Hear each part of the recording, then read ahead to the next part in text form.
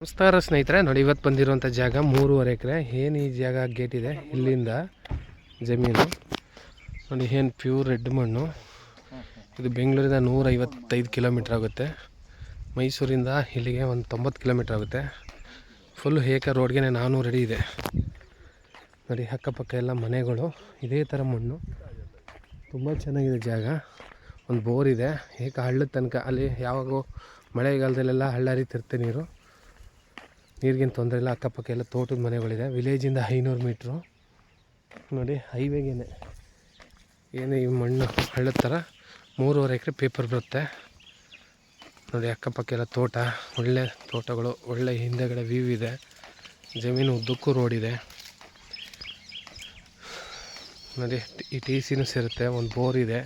ಆ ಕಡೆ ಸಾಂಬಾರು ಈರುಳ್ಳಿ ಹಾಕಿದ್ದಾರೆ ನೋಡಿ. ಈ ಮಣ್ಣಂತೂ ಪ್ಯೂರ್ ರೆಡ್ ಮಣ್ಣು.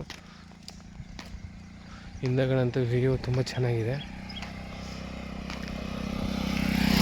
ನೋಡಿ. ಒಳ್ಳೆ ವಾಸ್ತುಗಿದೆ.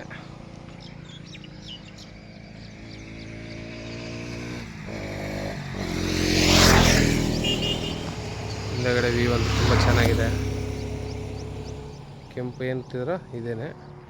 ಅಕ್ಕಪಕ್ಕ ಎಲ್ಲ ತೋಟಗಳು. ಇವರು ಟೋಟಲಿ 2 ಕೋಟಿ ಹೇಳ್ತಾಯಿದ್ದಾರೆ. 60 ಲಕ್ಷ ಬೀಳುತ್ತೆ ಫರ್ ಏಕರು.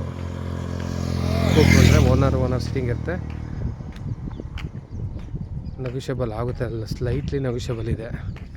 ವಿಲೇಜಿಂದ 500 ಮೀಟ್ರ್ ಅಷ್ಟೇ. ಈ ಹೈವೇಗೆ ಏನು ಕಾರ್ ನಿಂತಿದೆ, ಬೈಕಲ್ಲಿ ಬರ್ತಿದ್ರೆ ಅಲ್ಲಿ ತನಕನೂ ಇದೆ ಜಮೀನು.